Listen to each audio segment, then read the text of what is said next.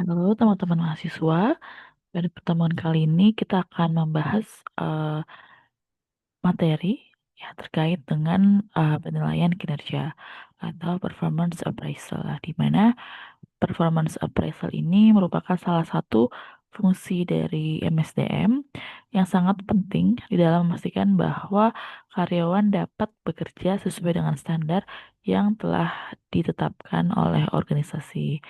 Nah, melalui penilaian kinerja ini diharapkan organisasi itu mampu memberikan feedback, umpan balik, pengambil keputusan, sampai merencanakan pengembangan karyawan. Nah, pertama kita akan bahas terlebih dahulu terkait dengan pengertian dari penilaian kinerja. Nah, penilaian kinerja merupakan suatu kegiatan evaluasi kinerja karyawan saat ini ataupun di masa lalu ya dibandingkan dengan standar kinerjanya.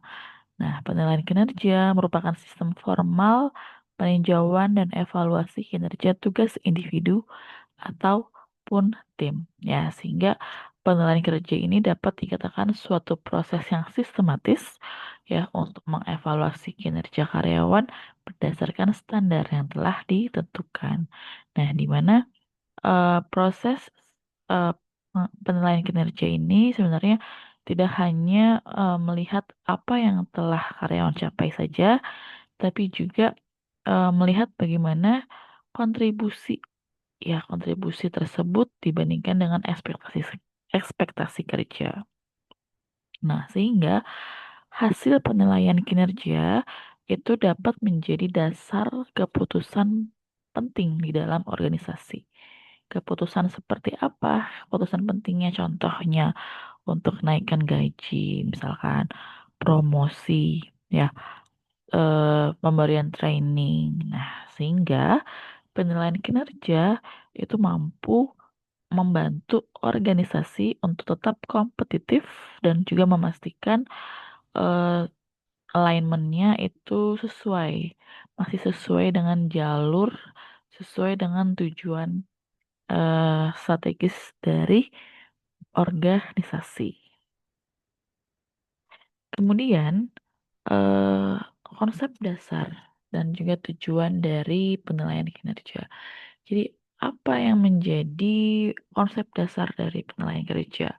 Ya, penilaian kinerja tidak hanya sekedar eh, proses formal, ya, tapi juga memiliki peran penting di dalam pengelolaan SDM dalam suatu organisasi.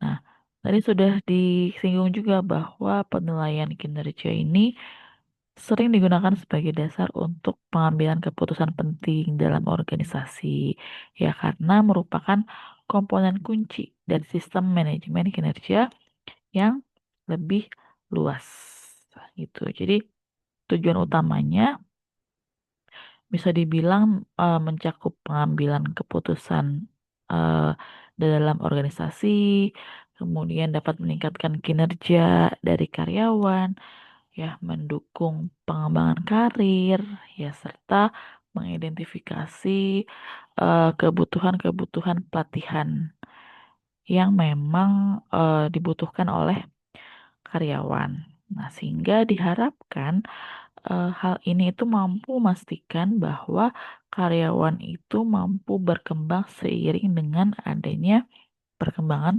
organisasi. Oke, kemudian selanjutnya eh, apa saja ruang lingkup dari manajemen kinerja?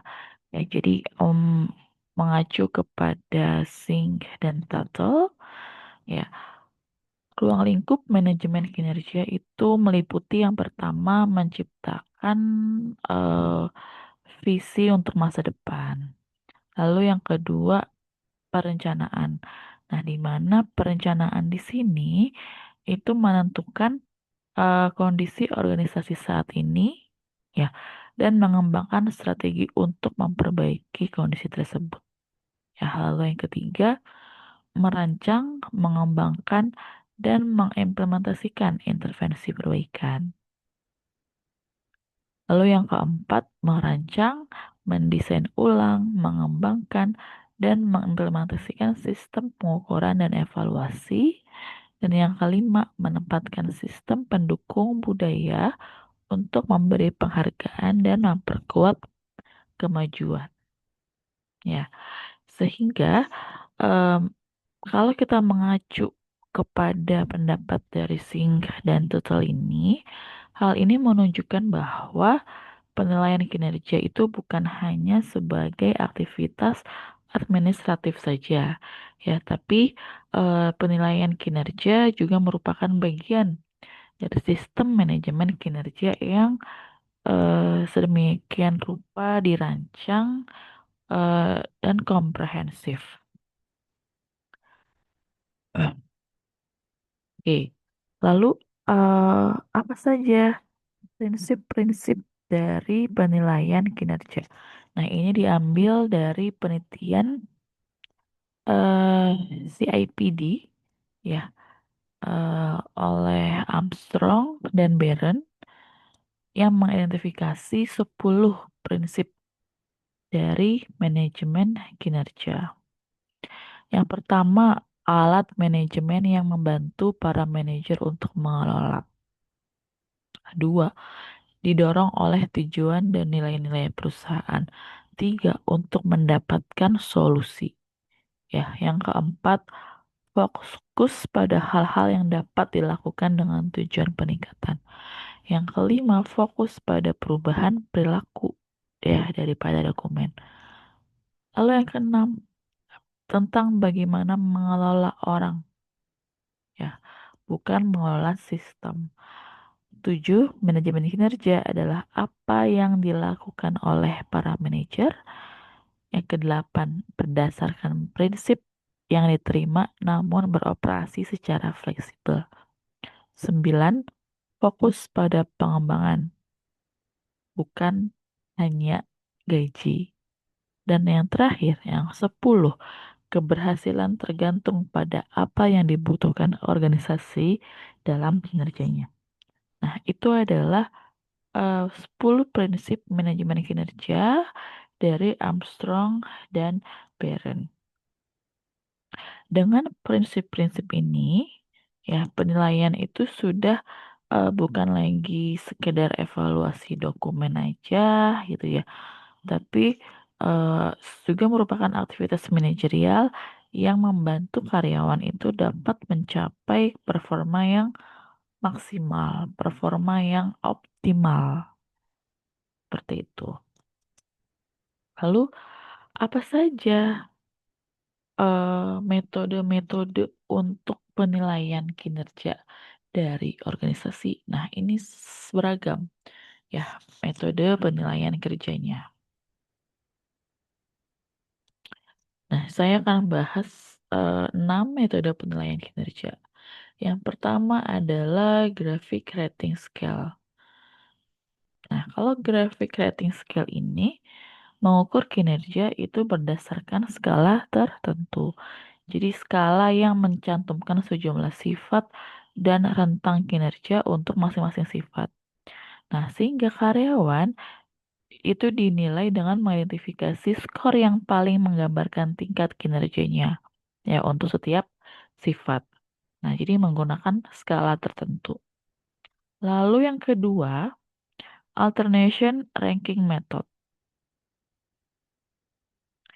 Nah, alternation ranking method ini merupakan metode pemeringkatan di mana mengurutkan karyawan dari yang tertinggi hingga terendah berdasarkan tingkat kinerja dan kontribusi relatif mereka. Lalu ada esai.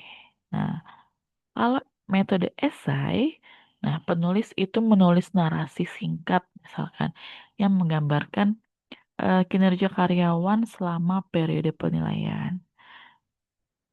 Nah, jadi beberapa esai bentuk bebas itu ditulis tanpa panduan. Yang lainnya lebih terstruktur dengan pertanyaan-pertanyaan yang telah disiapkan yang harus dijawab. Ya, jadi bisa juga melalui metode esai di mana karyawan membuat narasi singkat ya, yang menggambarkan bagaimana kinerja mereka selama periode penilaian tersebut. Nah, jadi ditulis pencapaian-pencapaiannya. Lalu yang ketiga, forced distribution method. Nah, kalau metode ini, manajer atau atasan itu dipaksa untuk mengidentifikasi karyawan yang berkinerja tinggi, rata-rata dan rendah dengan persentase terbatas yang diizinkan untuk mendapatkan setiap tingkat peringkat.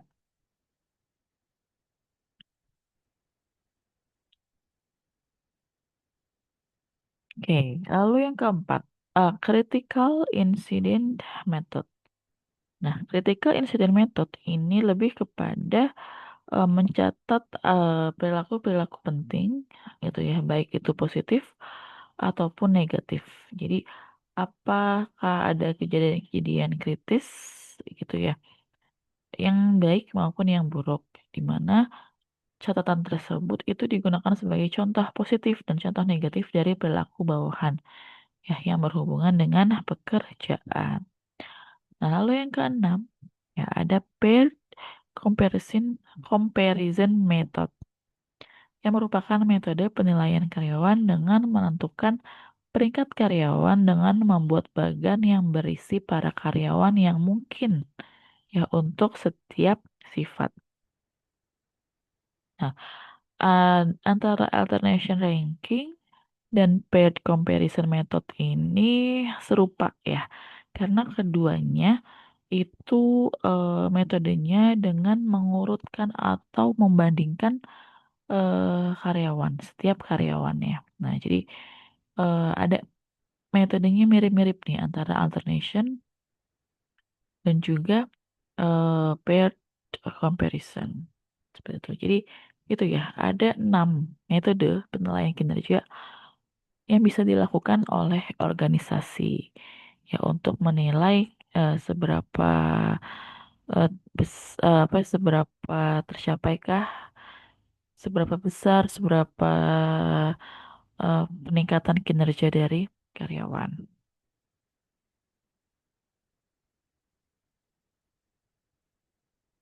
Oke, selanjutnya manfaat penilaian kinerja. Nah, sebenarnya manfaat penilaian kinerja ini sangat luas ya, teman-teman. Ya, dimulai dari yang pertama, performance improvement.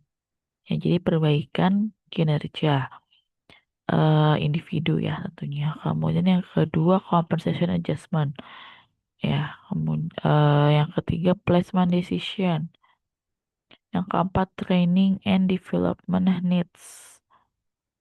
Lima, career planning and development, staffing process deficiencies, informational inaccuracies, job design error, dan yang kesembilan, feedback to human resources. Jadi untuk penilaian kinerja ini sangat luas, gitu ya. Dimulai dari perbaikan kinerja individu, kemudian bagaimana penetapan untuk dasar kompensasi, ya lalu identifikasi kebutuhan pelatihan dan pengembangan, sampai bagaimana perbaikan desain kerjaannya. Nah, manajemen manajer SDM ini ya dapat menggunakan hasil penilaian tersebut untuk pengambilan keputusan strategis bagi organisasi. Oke, lalu bagaimana proses penilaian kinerja? Ya, pertama-tama kita harus tahu dulu. Nah, bagaimana karakteristik dari penilaian kinerja yang efektif? Ya, yang pertama eh, terkait dengan misalkan job related kriteria. Ya, apakah kriterianya berhubungan dengan pekerjaannya? Ya, kemudian yang kedua, performance expectations. Ekspektasi kinerjanya seperti apa? Standardization, trained appraisers, ya, continuous open communication. Jadi harus menciptakan komunikasi yang terbuka dan berkelanjutan. Kemudian conduct performance review. Yang terakhir adalah due process. Nah, jadi kita harus tahu dulu bagaimana karakteristik penilaian kinerja yang efektif. Nah, harus memiliki karakteristik tadi, gitu. Kemudian proses penilaian kinerja yang pertama tentunya dimulai dengan menetapkan standar kerja. Standar kerja yang seperti apa? Standar kerja yang jelas. Gitu. Jadi standar kerja ini harus harus mencerminkan ekspektasi perusahaan nih terhadap karyawannya ya di dalam melaksanakan tugas-tugas serta menjadi tolak ukur minimal. Artinya, kalau prestasi kinerja karyawan di bawah standar kinerja, ya maka kinerjanya tidak dapat diterima. Gitu ya. Jadi, langkah pertama dalam penilaian kinerja adalah menetapkan standar kerja yang harus dicapai oleh karyawan. Lalu yang kedua, eh, menilai kinerja aktual. Nah, penilaian kinerja aktual ini tentunya dapat dilakukan oleh atasan ya. Nggak mungkin penilaian itu dilakukan oleh staff saja, gitu ya. Minimal oleh supervisor atau oleh manajer langsung yang memang paling paham terhadap pekerjaan dan juga kontribusi karyawan, gitu ya. Tentunya dengan menggunakan metode metode penilaian kinerja yang ada. Gitu ya. Jadi mungkin setiap perusahaan itu pasti metode penilaian kinerjanya itu berbeda gitu ya dan dilakukan oleh supervisor ataupun manajer langsungnya. Ya, di mana data-data terkait kinerja karyawan ini sifatnya harus objektif. Bagaimana objektif yang dimaksud?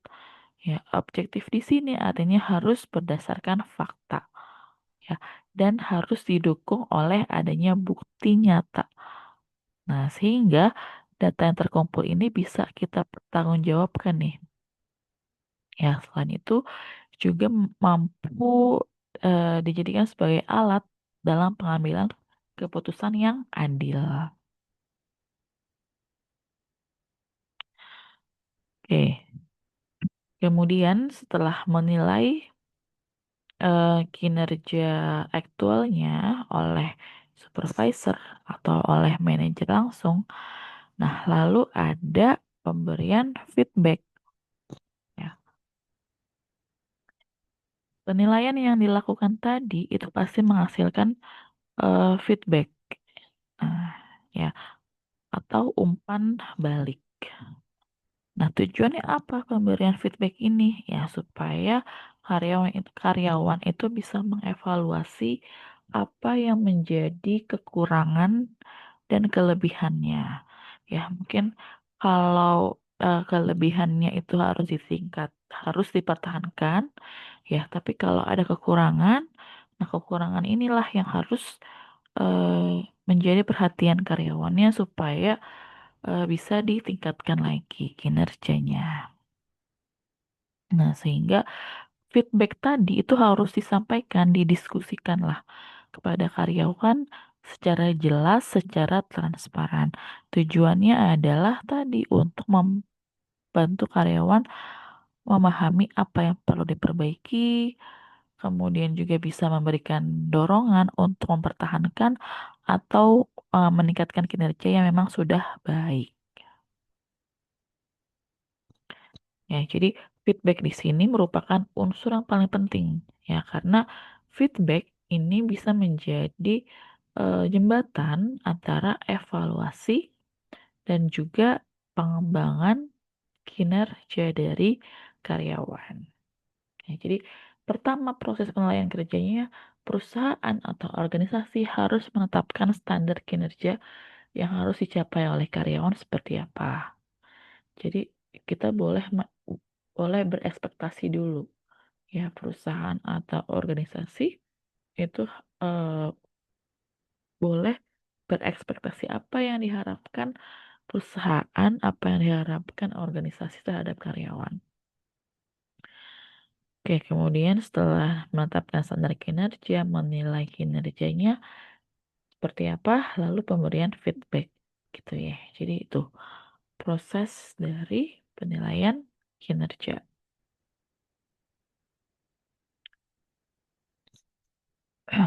Lalu siapa saja yang menjadi pihak penilai kinerja? Nah, pertama, atasan menilai karyawan. Ya, misalkan jadi atasan menilai karyawan atau karyawan menilai atasan mereka, anggota tim saling menilai satu sama lain gitu. Karyawan menilai diri mereka sendiri, sumber dari luar menilai karyawan, atau berbagai pihak yang memberikan umpan balik atau 360 derajat. Ya, jadi penilaian kinerja itu dapat dilakukan oleh berbagai pihak. Nah, jadi mungkin sekarang banyak organisasi, banyak perusahaan yang menggunakan pendekatan dari multisumber di sini nih. Jadi bukan hanya atasan menilai karyawan gitu ya, tapi penilaian di sini bisa menggunakan pendekatan multisumber yang dilakukan oleh berbagai pihak. Jadi karyawan juga bisa kok menilai atasannya. Atau sama anggota tim saling menilai satu sama lain. Nah, tujuannya apa? Adanya pendekatan multisumber ini, nah supaya hasil penilaiannya ini lebih objektif dan juga lebih menyeluruh. Terutama mungkin untuk beberapa jabatan yang sifatnya itu kolaboratif ya, sehingga memang harus multisumber tadi proses penilaian kinerjanya ya, atau juga bisa disebut penilaian 360 derajat ya, karena semua aspek itu yang dinilai.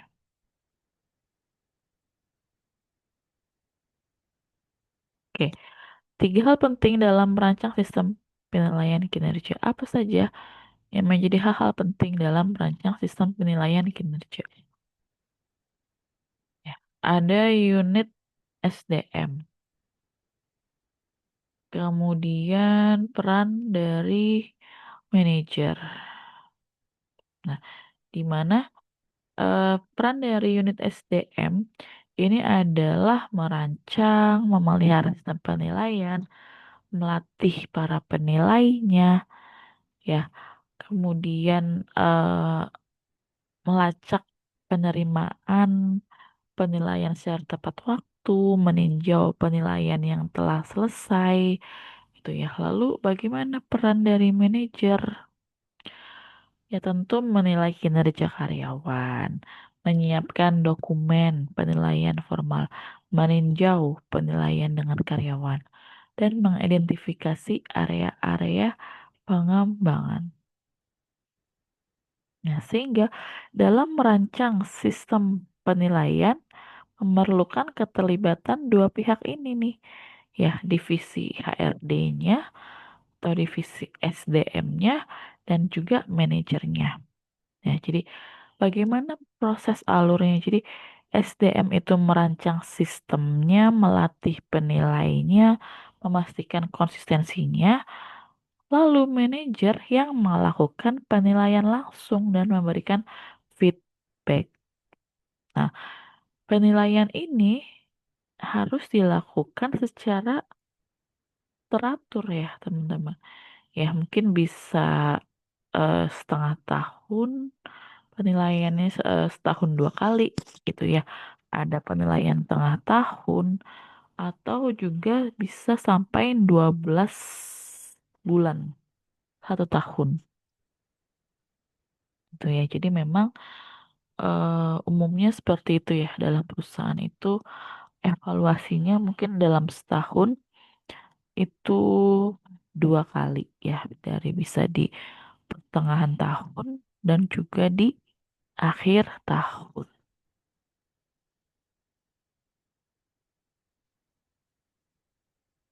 Oke. Selanjutnya, apa saja yang menjadi hambatan dalam penilaian kinerja?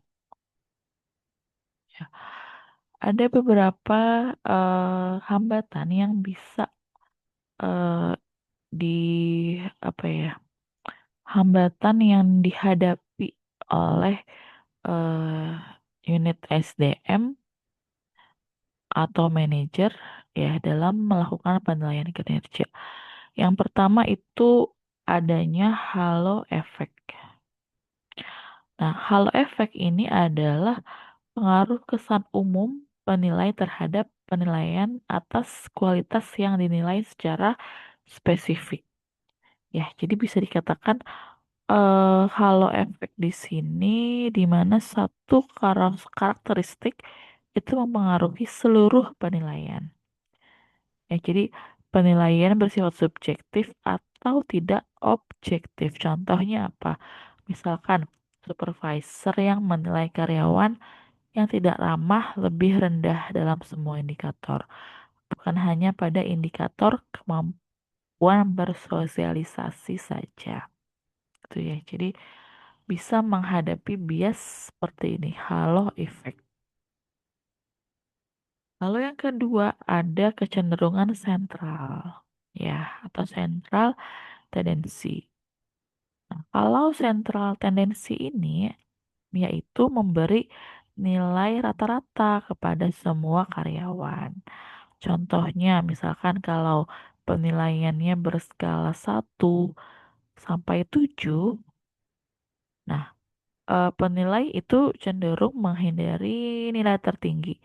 Jadi dia apa nggak memberikan nilai 6 atau 7 atau bahkan yang terendah 1 sampai 2. Jadi dia penilaiannya di tengah-tengah aja ya, bisa antara 3, 4 atau 5. Oke, lalu yang ketiga, hambatan yang ketiga, masalah ini terjadi ketika seorang atasan memiliki kecenderungan untuk menilai bawahannya dengan nilai yang sama tinggi atau sama rendah. Pemberi kerja dapat membuat pembagian, misalnya 10% orang harus diberi peringkat sangat baik, 20% baik, dan juga seterusnya. Lalu ada recency effect. Apa itu recency effect?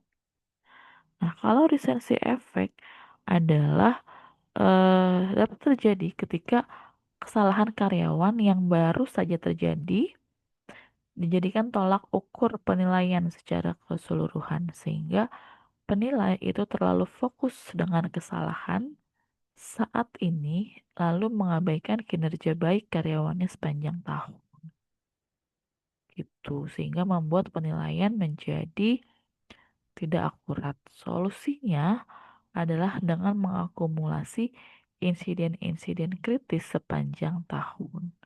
Jadi ini beberapa hambatan yang bisa dihadapi oleh organisasi.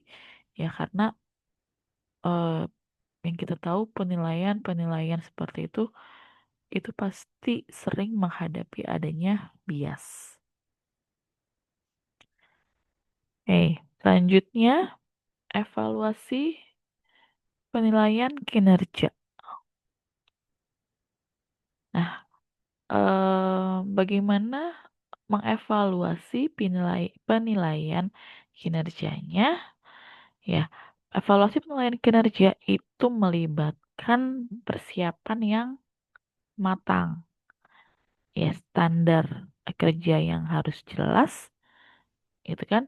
Penilaian juga harus berdasarkan bukti, ya, serta pemberian feedback yang harus konstruktif.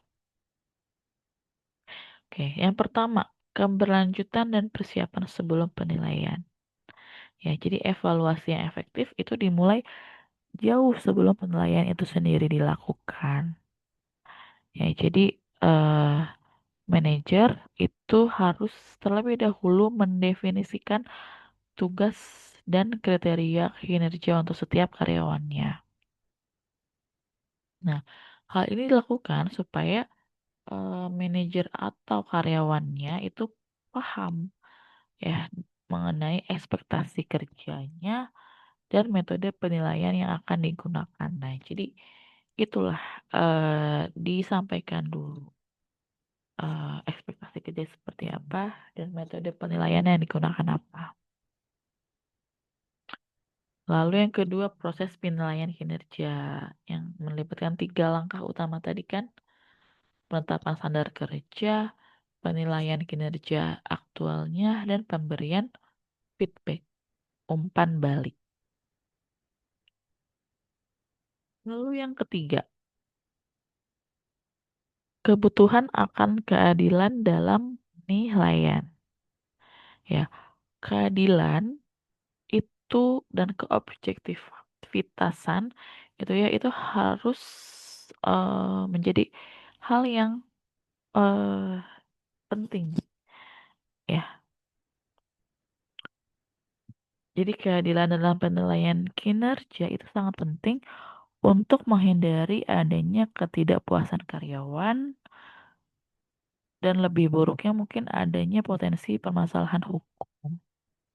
Ya, maka dari itu penilaian itu harus dilakukan secara objektif ya berdasarkan kinerja dan kontribusi karyawannya. Lalu yang keempat, penghindaran bias dalam penilaian. Ya, jadi tadi sudah dijelaskan sebelumnya bahwa salah satu hambatan tantangan dalam evaluasi kinerja itu adalah menghindari bias. Ya, karena bias itu bisa muncul karena berbagai macam alasan, yang termasuk mungkin perbedaan kepribadian penilai atau apakah ada hubungan personal antara penilai dan karyawan seperti itu. Jadi pasti bias itu pasti bisa muncul karena beberapa hal alasan. Lalu yang kelima, aspek hukum di dalam penilaian kinerja. Penilaian kinerja itu seringnya berperan dalam gugatan hukum, terutama jika seseorang karyawan merasa dipecat atau diperlakukan tidak adil berdasarkan penilaian yang tidak akurat. Nah, oleh karena itu, penting untuk memastikan bahwa penilaian itu dilakukan secara konsisten, berdasarkan job analisis, dan mencakup standar kinerja yang jelas serta didokumentasikan dengan baik. Tuh, jadi seluruh proses itu harus terdokumentasi dengan baik itu ya untuk menghindari eh, mungkin akan menghindari timbulnya masalah hukum.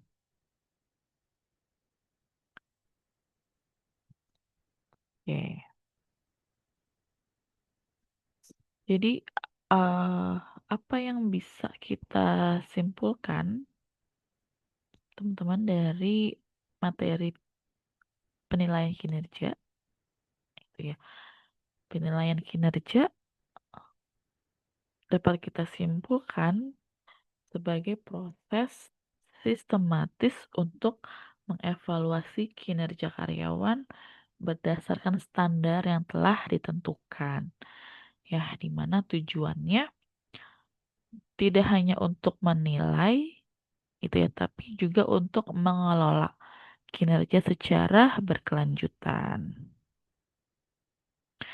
Nah, diharapkan eh, dengan materi penilaian kinerja ini teman-teman bisa paham ya mengenai konsep, misal, metode penilaian kinerja tadi ada apa saja, sampai tantangan dan juga penerapan penilaian kinerjanya. Nah, sehingga penilaian kinerja di sini dapat digunakan sebagai dasar dalam pengambilan keputusan manajerial. Ya, oke, sekian materi terkait dengan penilaian kinerja. Ya, sampai ketemu di materi-materi selanjutnya. Assalamualaikum warahmatullahi wabarakatuh.